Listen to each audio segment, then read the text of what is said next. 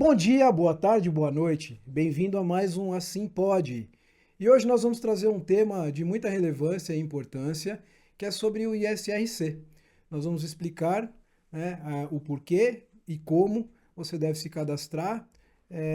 Marcelinha, seja muito bem-vinda mais uma vez, a minha parceira de Muito Assim obrigada, Pode. muito obrigada. Bom dia, boa tarde, boa noite para você que tá aí com a gente. Hoje a gente tá, gente, tentando começar essa gravação, deve fazer uns 40 minutos, porque tudo dá acesso de riso. Então, a gente tá numa fase meio abestada mesmo. Então, isso, falar de fonograma vai ser divertido, porque provavelmente vai dar uns acessos de riso. Tem uns trava-línguas aí, né, nos fonogramas. Vem, mano.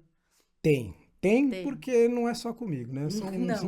São muitos números, são muitos códigos, muitos É algoritmos. geral, é geral. Mas a ideia de falar sobre fonograma, muito embora tenha um monte de vídeo na internet, é porque ninguém nunca falou disso num podcast. E a gente É tem que falar verdade. no nosso, entendeu? E o assunto fonograma é um assunto de extrema relevância. Então a gente vai tentar trazer o conceito, o cadastro, o que que é o ISRC, por que que ele existe, né? E não só isso, né? As modificações que acabaram acontecendo de uns anos para cá, porque você vai explicar, a Marcela vai explicar melhor, mas assim, houve, né, uma mudança, inclusive, da administração nessa questão da codificação, né? Exatamente. E hoje também existem as agregadoras, né, o que não existia alguns anos atrás. Isso aí. Então é importante, a gente gosta que as pessoas que precisam, né, se utilizar do ISRC para suas gravações, elas tenham todas as informações, né, que forem necessárias para que elas Perfeito. consigam realizar o seu cadastro de forma correta. Não só isso, né? Conhecer também, né? O que está Conhecer. por trás Conhecer. dessa nomenclatura e desse regramento. Então, bora lá. Primeira coisa, né? Só relembrando o conceito de fonograma, né? Que é a fixação de um som, qualquer que seja, não necessariamente uma obra musical, mas um som, em qualquer tipo de suporte. Antigamente falava assim suporte físico, né? Mas hoje a gente trata isso como um suporte digital, principalmente, né? Por conta dessa questão dos serviços digitais e etc. E por que a gente fala de fixação de um som? Porque, por exemplo, se você gravar o canto de um passarinho e quiser fazer um produto com ele, né? Um álbum onde você recolhe da natureza canto de diferentes passarinhos, e aí você vai fazer um CD com o canto dos passarinhos. Então é um som, não é uma obra musical. Perfeito. Tá fixado ali do mesmo jeito, vai receber o mesmo tratamento, né? Vamos dizer assim, na qualidade de ser um fonograma. Só lembrando que nesse caso não existe uma titularidade autoral.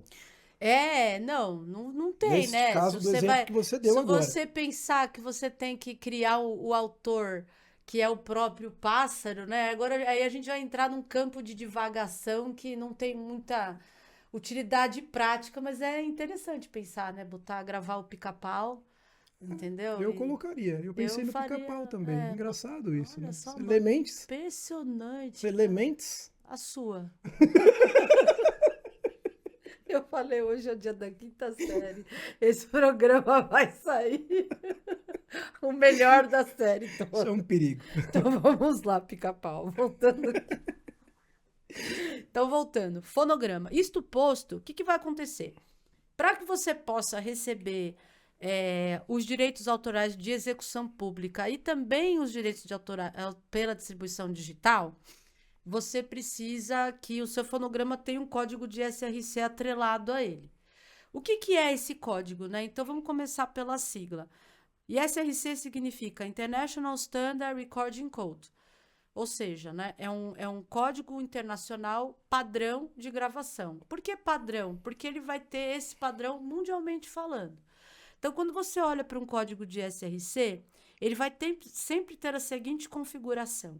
Ele vai se iniciar por duas letras, essas letras identificando o país de origem daquele fonograma, seguido por três caracteres alfanuméricos. Então você pode ter três letras, três números ou a combinação de letras e números dentro desse código. Esse código é chamado de IFPI. Ele identifica o produtor fonográfico. Quando você pega essa primeira parte do código, então você tem as duas siglas, as duas letras da sigla do país, com os 3 caracteres que identificam o produtor fonográfico, você tem o que a gente chama de radical do ISRC. Então, o radical, ele E vai ele é determinar único. o território e um código que vincule ao produtor fonográfico. Isso aí. Perfeito. Então, esses 5 caracteres que constituem o radical, ele é único. Então, eu vou pegar aqui um que eu sei ele de cabeça, porque é um titular que a gente cuida há muitos anos. Perfeito. Marquinhos, você sempre aparecendo, né? Que é o ISRC, o IFPI, perdão, da Sonhos e Sons, gravadora do Marcos Viana. Então, os ISRCs deles são bem antigos, né? Desde lá de quando começou o ISRC. Então, o IFPI dele é SOS. SOS identifica a gravadora dele, Sonhos e Sons. E o código BR, porque ele é do tempo do BR ainda, hoje já não é nem mais BR, já foi BR, BQ, BX, agora eu já não sei mais onde está, ou se é o contrário, enfim. É porque é a mesma lógica quando troca a placa de carro, viu, gente? A hora que você esgota aquela combinação, você vai mudando as letras. Exato. Então, quando você pega esse radical BR-SOS, isso é o que identifica que aquilo é um produto da Sonhos e Sons, entendeu?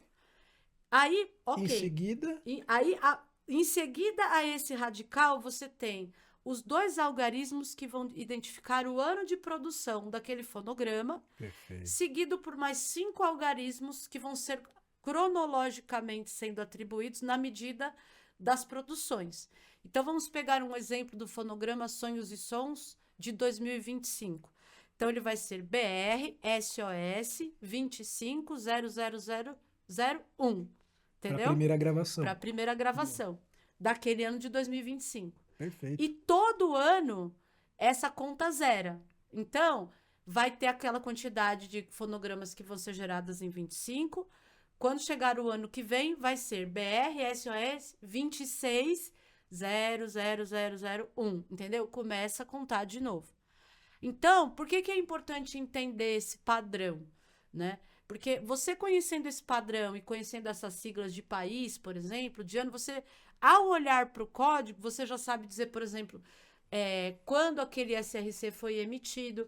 Ah, Marcela, o ano que está apontado lá necessariamente é o ano da gravação daquele fonograma? Não.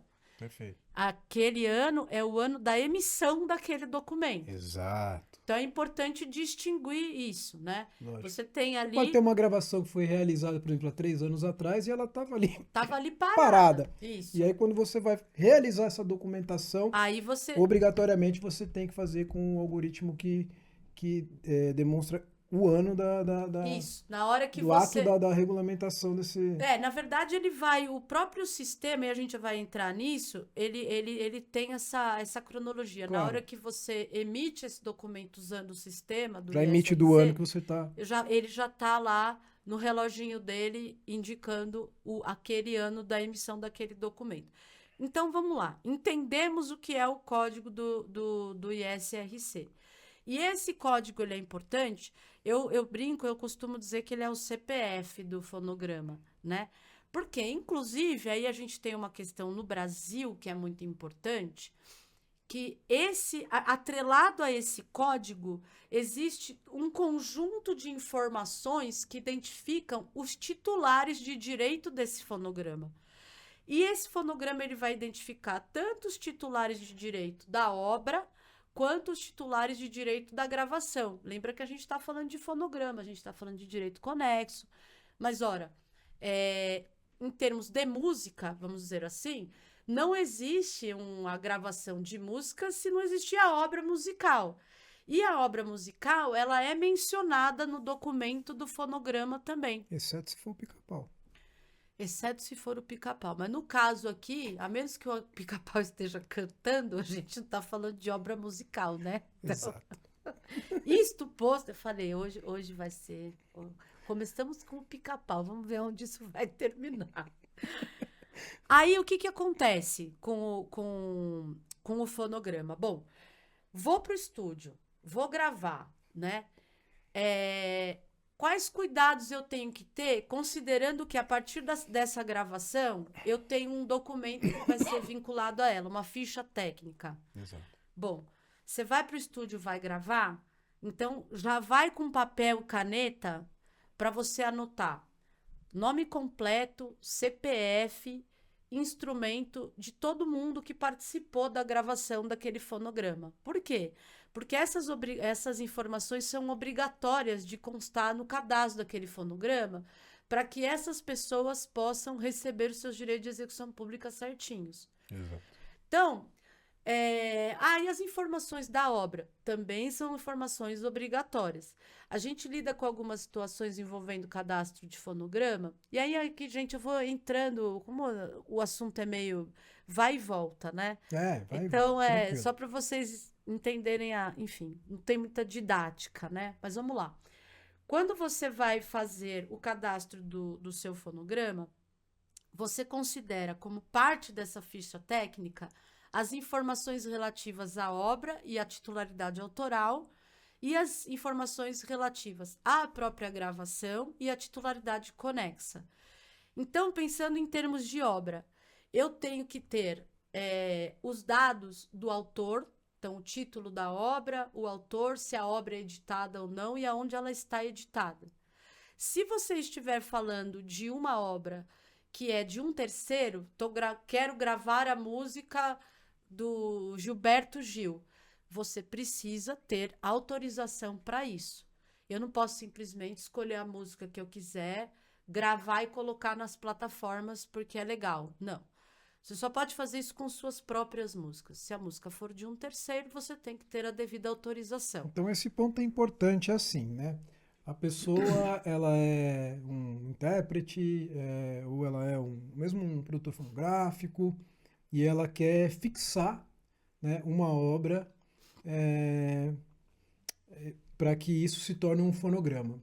Obrigatoriamente, se ela não for a autora desta obra, Isso. ela precisa ter a autorização Exato. do autor ou da editora quando a obra está editada, porque via de regra a editora ela tem esta autonomia, né, de autorizar ou desautorizar uma gravação.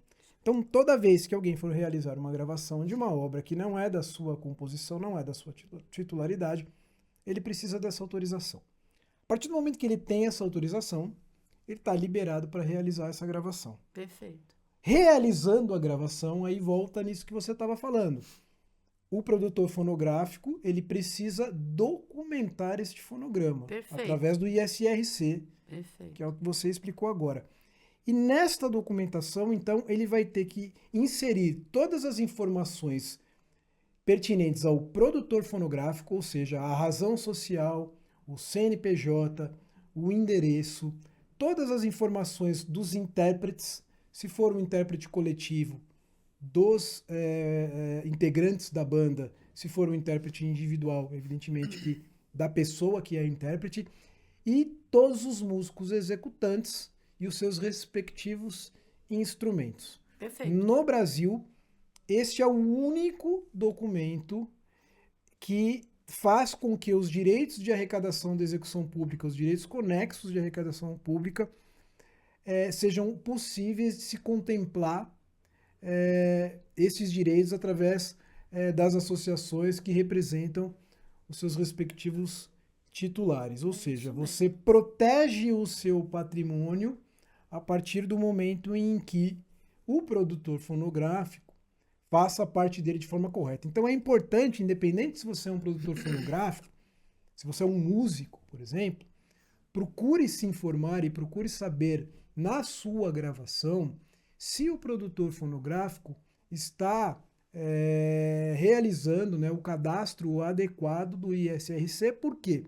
Se essa música entrar no rol de captação do ECAD e estiver dentro das regras, este fonograma, né, de distribuição, você vai receber a fração que lhe cabe, pré-determinada por esse documento do ISRC. Você trouxe uma informação muito importante, que é de quem é a responsabilidade, né, de fazer o ISRC. Uhum. Sempre do produtor fonográfico.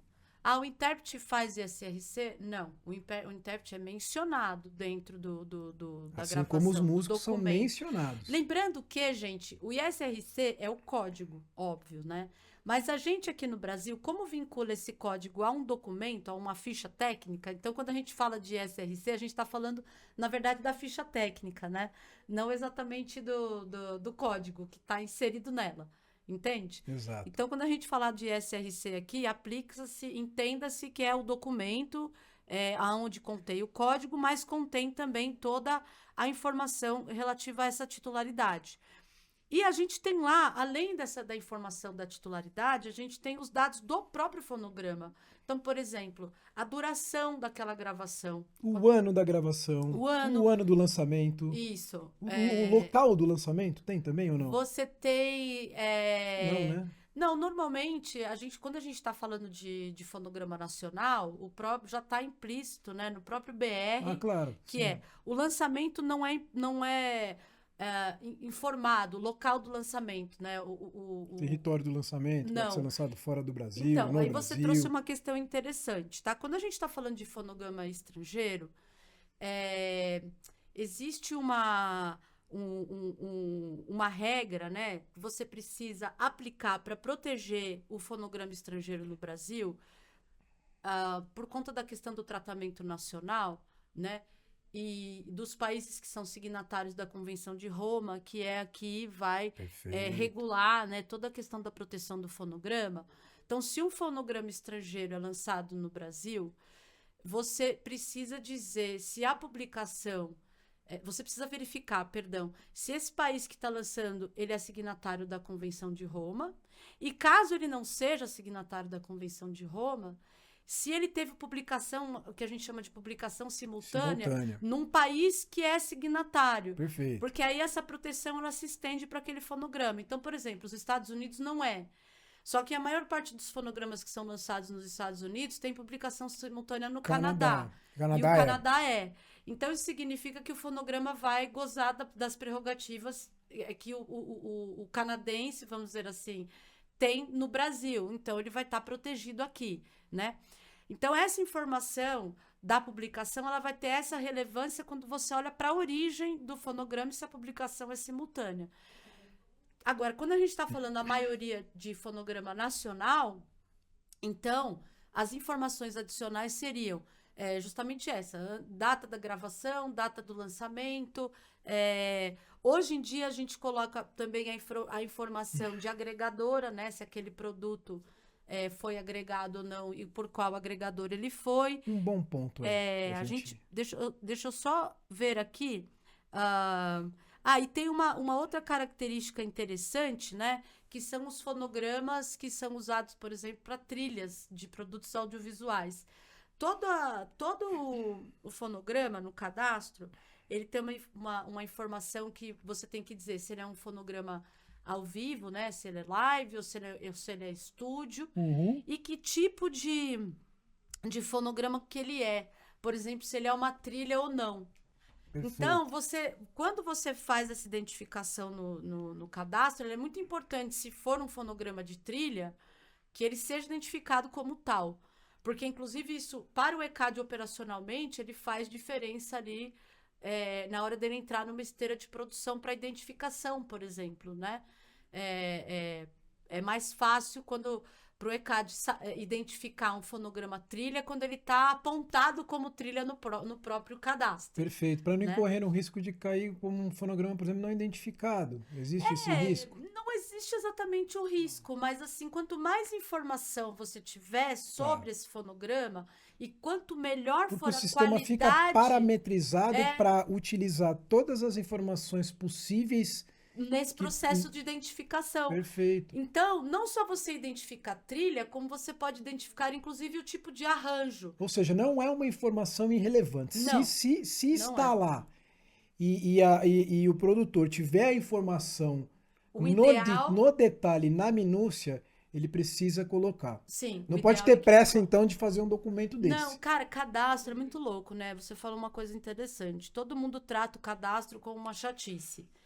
E eu, que estou justamente, né, olhando para a operação, o cadastro está no coração disso. O que gera o pagamento do direito autoral e conexo é a correta documentação da obra do fonograma. Então, se você erra no cadastro, você pode comprometer o pagamento. Então, isso é uma informação que não pode estar errada. E não só, ela não pode estar incompleta. E se existe um campo lá que identifica isso, o mais prudente é você usar essa informação, porque ela tem uma finalidade, né? Então, por exemplo, num caso, só para fechar essa coisa do fonograma de audiovisual, por exemplo, você pode identificar até o tipo de arranjo. Você fala, como assim o tipo de arranjo, né? Imagina que numa trilha sonora de novela, você tem uma obra musical, ok? Vamos dizer aquela obra que está na abertura. Vou falar um exemplo bem assim, fácil Sim. de ilustrar. Então, você tem aquela música da abertura, que normalmente é aquela gravação que é a comercial, vamos dizer assim, né? Que a Sim. pessoa vai ouvir no rádio, que vai ouvir no streaming, aquela coisa toda. Só que você tem aquela que é usada na abertura, e aí você imagina que aquela mesma música, ela pode aparecer sonorizando uma cena, mas sem a voz do cantor, por exemplo, uma Perfeito. versão Uma instrumental, outra gravação daquela que é mesma uma música. outra gravação. Então, você pode identificar, por exemplo, esse arranjo. Você pode dizer, por exemplo, que ele é sem voz. Então, você bota lá que é um fonograma trilha, identificado naquele, mas sem voz. Você pode dizer qual que é o tipo de arranjo. Se é aquela música sem piano, se é aquela música versão triste, aquela música versão... Você entendeu? Versão tenso, versão rápida, né? Quando a gente está falando, por exemplo, de uma música que não é a música comercial, mas ela tem uma versão dela grande, que pode virar várias kills, né? Vários excertos musicais para serem utilizados. Então, a gente chama aquela grandona de full mix. Então, é uma trilha, arranjo, full mix ou trilha, arranjo original, né? Que seja o fonograma principal e os derivados, né? E você não pode falar assim, tratar esse fonograma como se ele fosse obra, né? Muito embora muita gente faça isso. Às vezes você, ao invés de cadastrar vários tipos de arranjo, você pega e cria várias obras musicais, que na verdade são a mesma obra com arranjos diferentes, né? Perfeito. Então, isso é uma coisa que não é aconselhável fazer. E compromete a identificação do ECAD?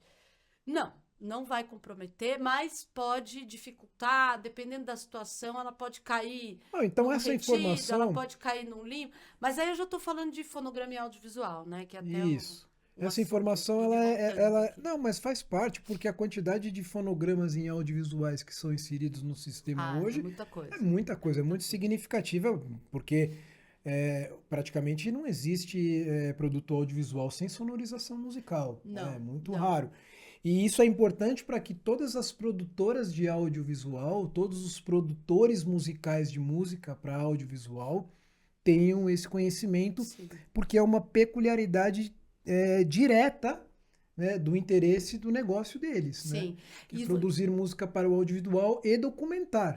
E você está trazendo uma coisa que é interessante, porque isso dialoga também com a forma, muitas vezes, com que aquela emissora trata aquele fonograma, né?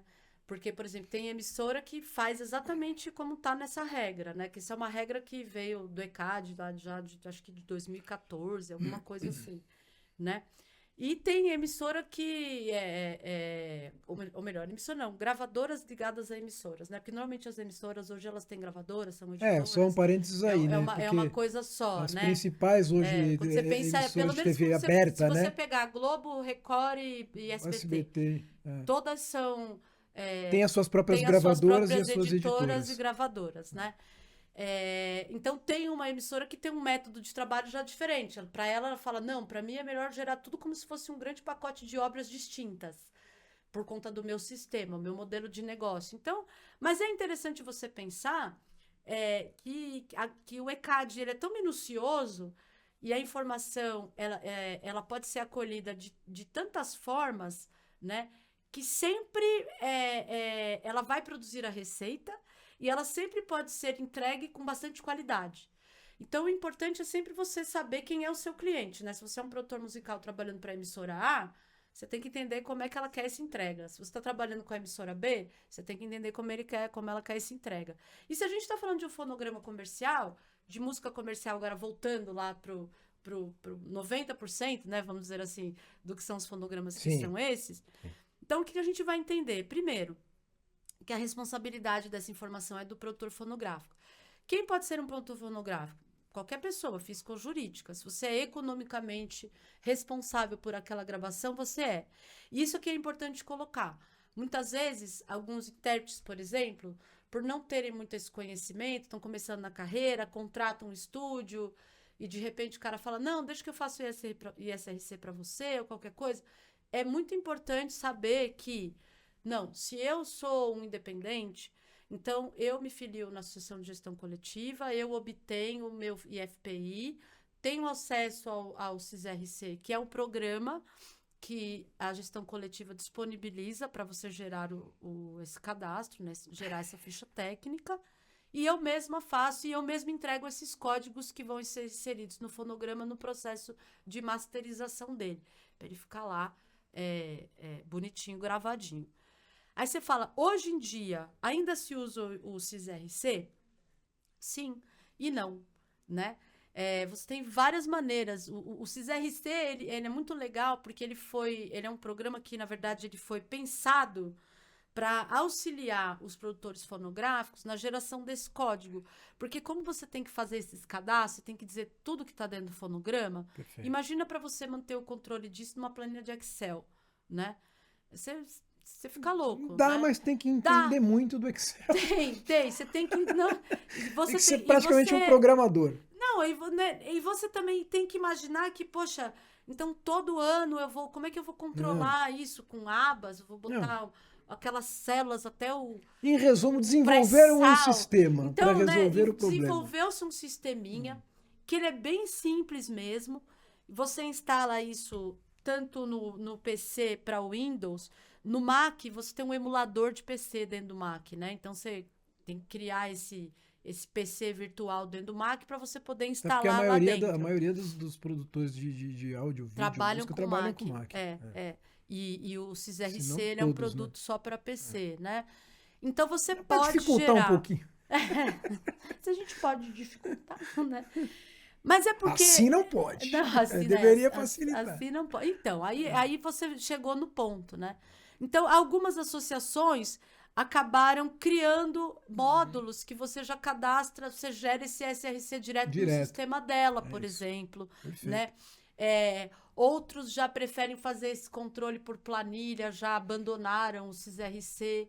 O importante, na verdade, é a informação que está vinculada a esse código. Como você vai guardar essa informação ou prover essa informação para a sua associação, vai fazer parte de como ela trabalha, né?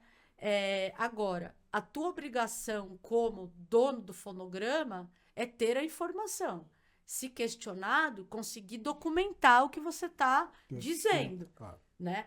Então, dentro dessa lógica, se você vai aparecer com aquele PDF que o ISRC gera depois, né, que você fez o cadastro para confirmar que é seu, aquele SRC, ou se você tem um outro documento que tenha um valor semelhante, que esteja ali devidamente assinado, com as responsabilidades reconhecidas, é uma questão sua. O importante é que as informações estejam contidas ali.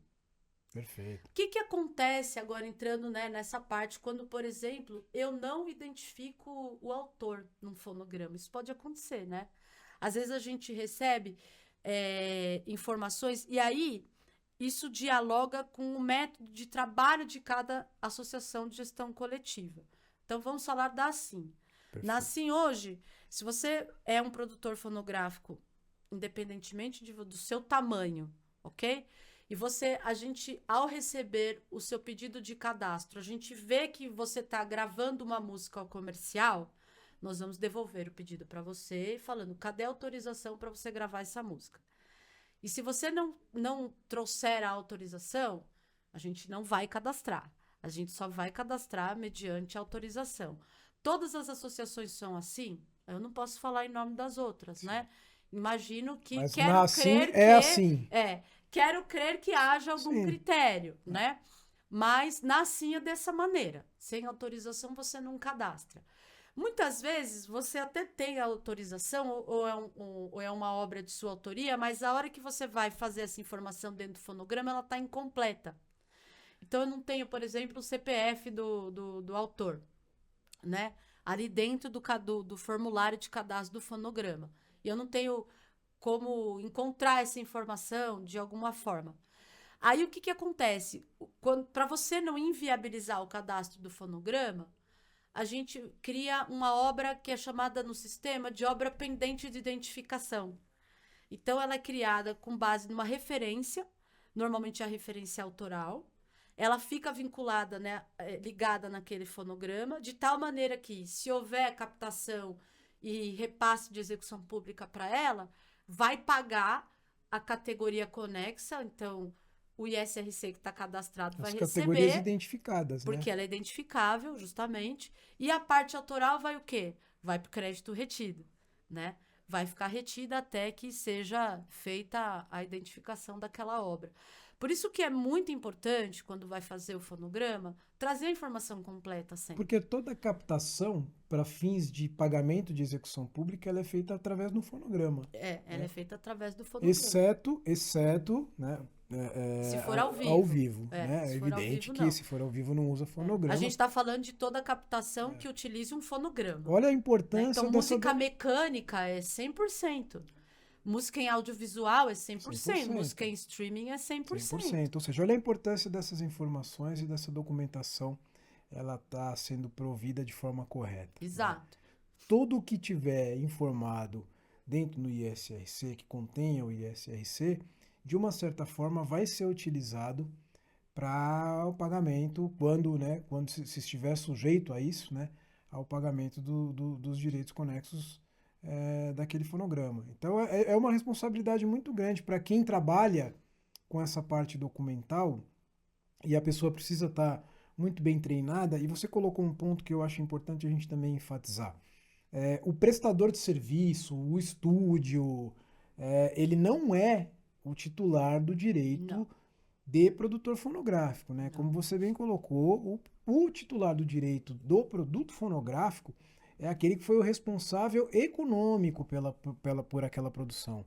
Se você está tendo um produto seu, você é chamado um produto individual, né? Que você é um produtor independente, você é o responsável, você financiou os custos todos daquele fonograma, então você é o produtor fonográfico. Aí você pode ser uma pessoa física, você pode ser uma pessoa jurídica, e você também vai ser o responsável por prover essas informações. Muito importante também, as autorizações que a gente já falou, Sim. as versões autorizadas, sempre. né? Se você remix, MTG, que já, né, a gente teve essas aí, montagens, né, que ficam na moda agora. que você pega um pouco de cada fonograma, junta tudo e cria um novo. Faz o seu. Precisa de autorização, né? Isso já foi amplamente divulgado. A gente até pode falar sobre isso um dia aqui, né? Vamos falar. Importante. Mas olha, gente, o princípio é sempre muito fácil, né? É seu. Agora, uma dúvida Não que eu é? queria... Então tem que pedir pro dono. Eu acho que a gente tem que sempre bater nessa tecla, principalmente a gente que trabalha, né, na defesa dos direitos autorais, justamente deixando sempre claro, porque às vezes as pessoas elas não têm a informação, não é que elas têm má fé. A gente tem que sempre partir do princípio, né, do benefício da dúvida daquela pessoa que não tem o conhecimento. E às vezes ela como, né, a gente vai falar disso aqui no nosso podcast, e isso está sendo muito debatido, a mesma lógica da criação de música por meio da inteligência artificial, é a mesma coisa em relação a você gravar uma música que você não tem autorização para gravar, é você utilizar algo que tem dono, né, que alguém tem uma propriedade sobre aquilo e querer utilizar em benefício próprio. Mas eu estou divulgando o autor. Veja, Nossa, vamos lá. Né? Essa a gente ouve bastante. Não se paga direito autoral em cachê, né? Não se paga direito autoral com divulgação. Não existe divulgação. A bem da verdade é que a gente sabe que viver de música é muito difícil, né? Não só no Brasil, no mundo. Todo mundo tem o sonho de se tornar um grande artista, de projeção nacional, muitas vezes até de projeção internacional. ou mesmo que você possa viver ali honestamente, né, da sua profissão, mas existe a parte burocrática que você não vai poder nunca fugir dela, né? Essa questão de documentação, ela é fundamental. Mas voltando a essa questão do ISRC ainda, pro mundo dos anos mais recentes, né? Fala um pouco pra gente, Mar, do papel das agregadoras nessa questão da documentação do ISRC, porque me parece que a agregadora hoje também pode, né, prover o ISRC. Sim. Como funciona isso um pouco na prática? Você poderia dar uma pincelada para quem está nos ouvindo? Porque hoje eu, de fato, não conheço muito, eu, Marcel, né, não conheço muito na prática, porque eu não ponho a mão na massa, vamos dizer assim, nessa parte técnica, mas você está mais capacitada para explicar de uma forma objetiva para quem está nos ouvindo, né, sobre como funciona essa questão de você subir a música para a plataforma, o ISRC gerado por uma agregadora. Isso é possível? É sim. Então vamos lá.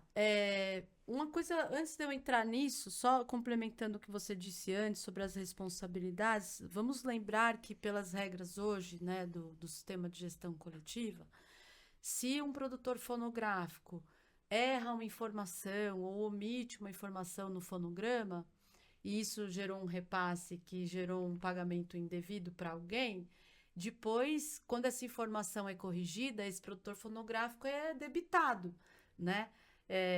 Esse ajuste acontece se faltou um titular, por exemplo. Ou seja, existe um ajuste econômico e Existe. quem paga essa conta é É o o produ... provedor da informação, Isso no caso, mesmo. o produtor fonográfico, e que por algum erro, se ele deixar, por exemplo, de contemplar um titular na categoria de músico executante, Por por exemplo, exemplo, e esse músico executante venha a aparecer depois e falar, olha, eu estive nessa gravação, eu não fui documenta inserido, isso. comprova, e aí a partir do momento em que o documento é ajustado, ou seja, é corrigido, vai gerar um ajuste de crédito, ou seja, num rendimento futuro deste produtor fonográfico, ele vai ter um débito no seu Isso aí. demonstrativo para que esse débito se torne um crédito para Para aquele esse músico músico que não que deixou de recebeu. receber. É. E vale para Bacana, intérprete importante. também. Isso é muito importante, né? É óbvio que, gente, a gente quando vem falar aqui, uma coisa que eu queria deixar bem pontual também.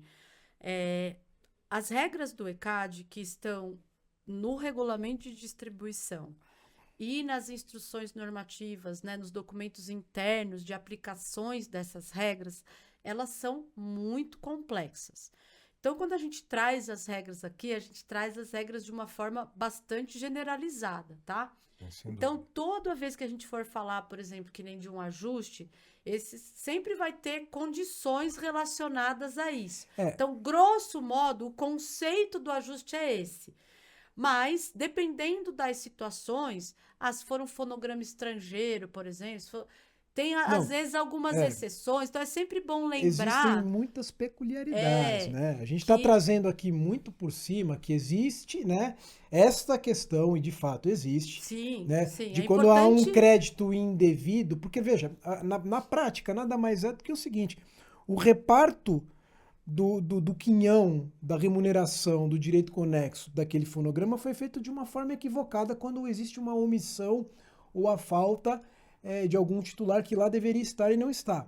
Obrigatoriamente, isso quando é ajustado, alguém tem que pagar essa conta. Isso aí. Né? Na prática é isso. Então, bem grosseiramente falando, porque a gente não está entrando em minúcia de detalhe, por exemplo, de casos específicos, de regra, para esse caso cabe, para esse não cabe, ou para esse cabe, mas trata de uma forma diferente da outra, como você colocou, tem um regulamento para isso, mas é importante que se saiba, né? Qualquer produtor fonográfico tenha a informação de que, desculpa, na omissão, no erro, Vai haver um independente de ajuste. dolo, É, de culpa, enfim, isso não faz isso. nenhuma mudança nesse sentido, haverá Haverá um um ajuste. ajuste. E como esse ajuste se opera, aí olha-se para dentro daquela situação que gerou o ajuste e aplica-se a regra que melhor, melhor atende, não, que atende aquela situação específica. E aí, falando sobre essa questão do ISRC de agregadora, é verdade, sim, que hoje você faz, né? Existe uma comodidade, vamos dizer assim, né? De você, a pessoa vai. É tudo muito dinâmico hoje. Então, o ECAD, as associações, sempre tem a preocupação de estar andando, acompanhando o mercado, Na né? velocidade que o mercado A cobra, gente com corre atrás dinamismo, disso e porém com tal. segurança. Exato. Então, em vista da maneira de se distribuir hoje, né, um fonograma por meio das agregadoras, então entendeu-se que esses ISRCs de agregadora precisavam participar, fazer parte, né, de uma forma natural, como todos os ISRCs sempre foram tratados. Por que que você consegue fazer isso sem problema? Lembrando que, independentemente de você gerar um ISRC por agregadora, para você receber como produtor fonográfico, você tem que estar afiliado nessa categoria. E aí eu vou te explicar por quê. Quando você insere lá o ISRC da agregadora, aquele código está identificando o seu fonograma, quando você vai fazer o cadastro, você tem que dizer quem são os titulares daquele direito, certo? Perfeito. Então, você tem que existir como produtor fonográfico para que para você como produtor fonográfico ser amarrado naquele SRC. Perfeito. Então, não adianta nada você, eu sou um cantor, quero lançar o meu produto na plataforma, vou lançar meu produto na plataforma. Vou jogar lá, vou criar um ISRC da agregadora.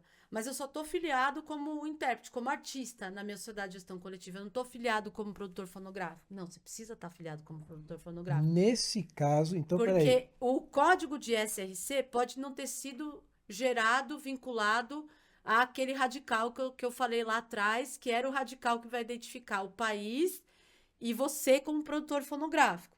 Não. Aí ele vai estar identificando quem? A agregadora, né? Vai estar lá a sigla do país daquela agregadora e vai estar o IFPI daquela agregadora. Então ele tem que estar amarrado em você como titular desse direito. E aí, quando você faz esse vínculo, então você tem que existir para o sistema de gestão coletiva como um produtor fonográfico. Aí tudo vai acontecer da maneira tranquila. Aquele SRC ele vai ser simplesmente aquele código que está identificando aquele fonograma de maneira universal, porque ele é único, né?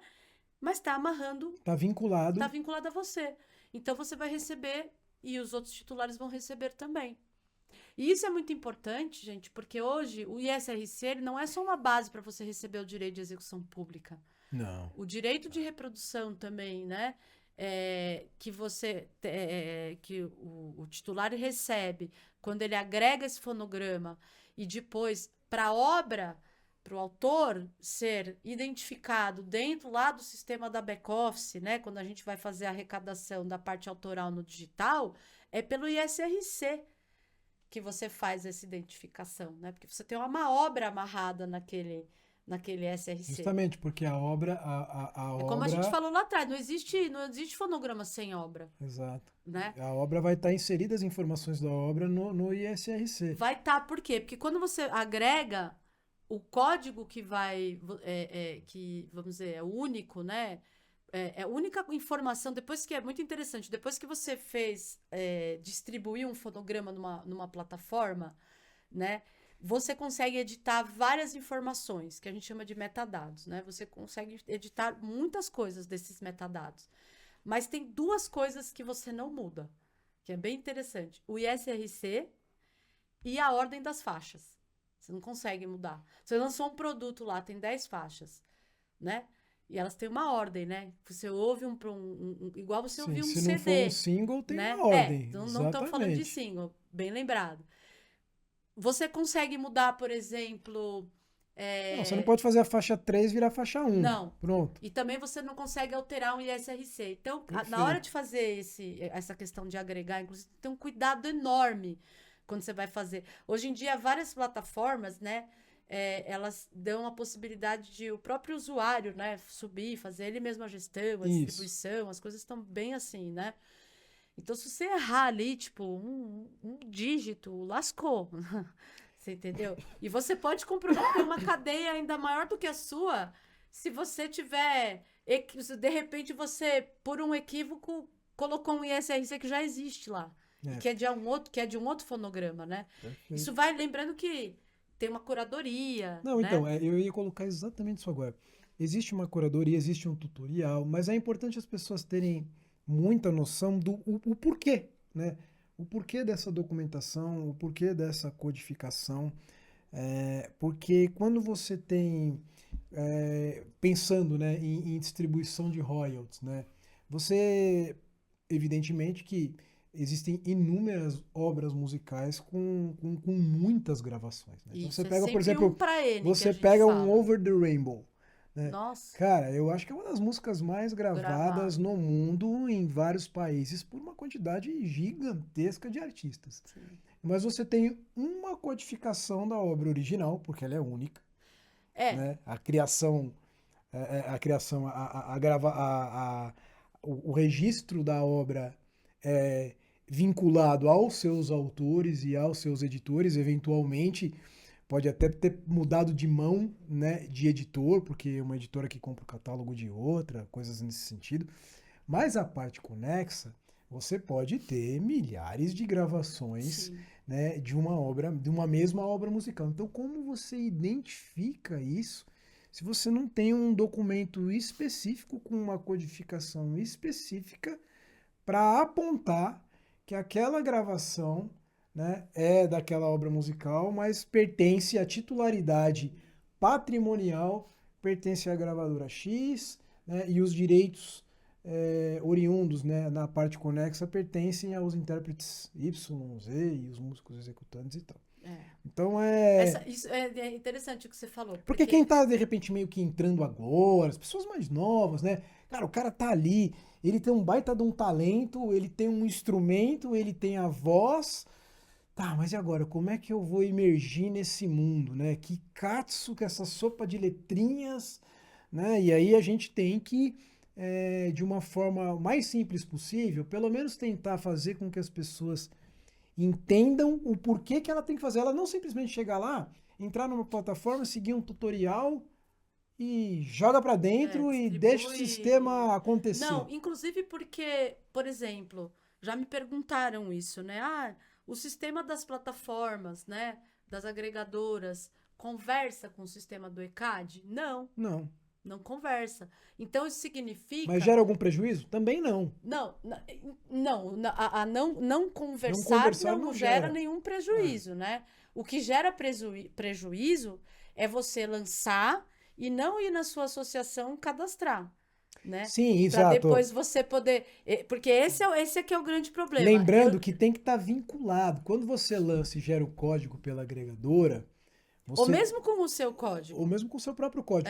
Você tem que ir na sua associação. Né? Falar, eu lancei esse produto aqui. Porque a associação vai poder realizar esse cadastro junto ao ECAD e isso fica no banco de dados do ECAD para fazer o matching quando essa... Para pagar. E até interessante e importante falar, no caso da execução pública especificamente, se você não cadastra, né? Porque o que tem uma peculiaridade na execução pública com a questão da remuneração de fonograma distribuído em plataforma digital. Olha o nome, né? Enorme. Que é o quê? Hoje a gente está na luta para conseguir cobrar os direitos conexos. Algumas plataformas não pagam direito conexo, ou seja, não tem distribuição. Música, né? Você pratica as estrangeiras grandes, você não tem. De audiovisual, sim. Algumas, né? A Netflix, não. Né? Então, assim, cada caso é um caso. Na verdade, você vai lá na sua associação e pergunta que eles vão dizer. Mas o meu ponto é o seguinte... Quando se não souberem dizer, vem para nós que a gente sabe. Tira todas as dúvidas. Mas o meu ponto é o seguinte, quando você faz e não vai na sociedade, a parte autoral, por exemplo, vai deixar de receber, que é o único direito que receberia por aquela música, entendeu? Sim. Então, você sempre tem que, lançou qualquer coisa, você tem que informar para a sociedade. Você tem que chegar lá e falar, olha... Tá aqui o ISRC, né? No caso, o documento, né? Identificando a parte autoral, identificando a parte conexa. Lembrando que, mas a música não é minha, não quero nem saber. gera aí um cadastro de identificação. Ninguém quer trabalhar com meia informação, é muito ruim, né? Você saber que você está cadastrando um fonograma que vai estar Omitindo ou podendo ou prejudicar um terceiro. prejudicando, né? Você, um autor que vai deixar de receber por conta daquela informação não está sendo declinada, não está sendo provida naquele documento, né? Não tem nada a ver. O ideal é sempre você trabalhar com a melhor informação. Então, e aí eu ia linkar com o seguinte, né? Nesse ponto o ISRC salva, o negócio é ISRC salva. Por que o ISRC salva? Você falou uma coisa interessante. A obra também tem um código internacional. Chama ISWC, né? Exato. Que da mesma forma que é da mesma família, né? Então, quando você tem o ISRC, né? International Standard Recording Code, o ISWC, ele vai ser International Standard Work Code. Work identifica obra, né? O trabalho é o nome, né? A palavra que identifica a obra musical. Só que o ISWC é uma luta, né? A organização dele. Porque, assim, deveria ser como o ISRC um código único que vai identificar aquela obra universalmente, né? Mas já aconteceu, por exemplo, de uma mesma obra, não é que já aconteceu, agora aí a gente entra numa questão de que em cada região onde essa obra era publicada, né, ou enfim, Gerava-se um lançada, código.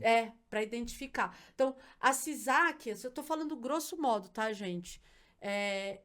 Vem fazendo um esforço já há muitos anos, com muitos grupos técnicos, grupos de trabalho, para corrigir toda essa base de dados do ISWC, de maneira a garantir que você tenha um ISWC raiz e todos os outros abarrados, aqueles lá raiz, estejam bem organizadinhos, enfim. Tem todo um trabalho aí em torno da questão do ISWC. Então, você nem usa o ISWC, por exemplo, quando você vai agregar uma obra. Ele não é ele até agregador, algumas têm esse campo, mas ele não é mandatório. Já o ISRC é. Porque o que está fazendo aquela música chegar para o mundo não é ela própria, é a gravação dela. E você tem um para N, né, que a gente chama. A gente sempre tem uma obra originária para N fonogramas infinitos aí que você queira, como você falou. Over the Rainbow, ou Garota de Ipanema, ou sei lá, qualquer música que você pensar aí, né? Essas Então, são duas músicas que tem... o que está distribuindo essa obra é o fonograma. Então, o ISRC acaba sendo esse código, né, que vai fazer essa amarra. E o Brasil é vanguarda nesse modelo de administração.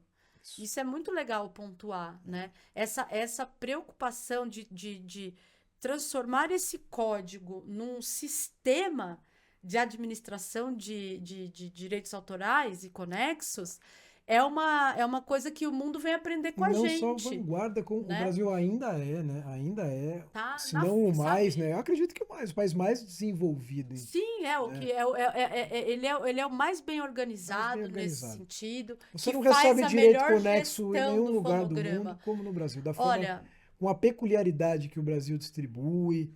Né? Marcel, eu arrisco dizer, e não é bairrismo não, tá?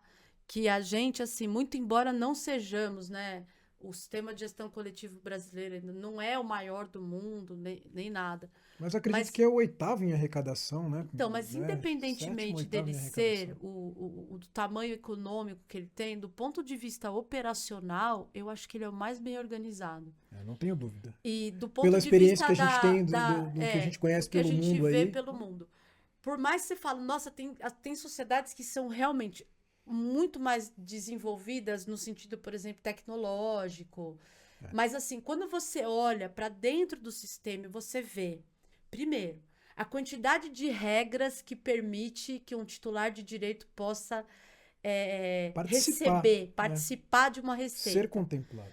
Cara, tem país que se você não atingir, o show não tiver um valor mínimo, ele não gera remuneração. Você entendeu? Aqui no Brasil, a gente faz um esforço operacional enorme para distribuir show de pequeno 500 valor, reais. né? Você entendeu? Então, o nosso sistema ele é altamente avançado e democrático. Ele enxerga toda a cadeia. E detalhe, né?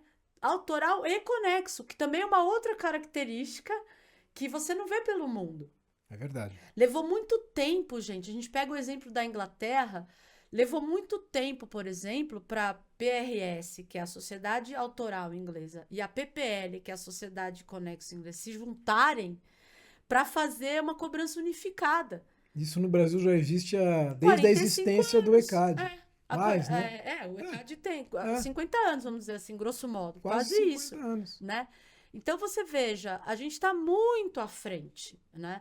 Então, essas preocupações que a gente tem hoje, a gente está levando para o mundo. Dá pra gente se orgulhar do Brasil nesse quesito. Dá para se orgulhar bastante do Brasil, dá para se orgulhar muito das associações, do ECAD, de como o ECAD hoje, a importância e a presença dele no negócio, né, da distribuição de direito autoral de execução pública. Não dá para imaginar o Brasil distribuindo direito autoral de execução pública sem essa máquina. Não dá. E eu acho que pra gente, foi muito legal, viu? Legal demais. Olha, não tô tentando Não dá pra pensar esgotar. aqui se eu esqueci de alguma coisa, mas se eu esqueci, aí depois a gente vai assistir e a vai gente trazer no próximo. vai Se tiver que fazer complementar. um parte 2, né? Ou você que assistiu sentiu falta de alguma resposta aí, alguma coisa que a gente tenha deixado de trazer, bota lá o comentário no YouTube com a sua E dúvida. também E visita a o gente nosso traz. site. Né? Lá Visita tem o nosso muita site. informação do que foi falado aqui. Talvez não tenham todas as informações, porque a gente vai, num bate-papo, você vai estendendo, Gente, né? sem roteiro. A gente já entendeu que não vai. Esse é o quê? Quinto, sexto Eu podcast acho que a que gente grava? Não sei. também já não Por sei, aí. mas é por aí. E Estamos no começo. sempre sem roteiro, gente. Eu acho que já virou uma característica. Vai ter momentos em que a gente vai precisar de um roteirinho, mas Vai. enquanto esse seu lobo não vem, a gente vai fazendo do nosso jeito. Do nosso jeito, porque- esse jeitinho, né, Pica-Pau? Nossa, foi muito bom. Tinha que terminar lembrando. Eu tinha até esquecido, viu? Porque Eu não esqueço. eu estava, por um momento aqui, me segurando para não ter acesso de riso, porque o assunto demanda atenção e concentração, Muita. mas o making-off da gravação de hoje foi muito bom, muito engraçado, deu Foi bom. dor na barriga de tanta risada que a gente deu. Afinal de contas, a gente também está aqui para passar informação, para se divertir, De para maneira dividir leve. conhecimento. E mais uma vez agradecendo a quem esteve conosco aí ao longo desses 56, 7 minutos. Fica o convite para visitar a nossa página no Instagram. Fica o convite para visitar o nosso site. Fica o convite para os próximos episódios do Assim Pode. E para quem ainda não teve a oportunidade de assistir, né, nós estreamos no dia 6 de maio, que foi o aniversário de 45 anos da Assim. Então, na nossa plataforma no YouTube, os vídeos todos lá estão Isso. disponíveis para vocês ouvirem, e se deliciarem e comentarem. E é isso, Maninha. Muito obrigado. Obrigada a Parabéns você. pela aula. Imagina. Gente, um abraço, um beijo no coração. Para quem é nosso associado, hashtag coraçãozinho da Assim. Para quem não é, também. Também. E é isso. Valeu. Um abraço. Até a próxima. Até.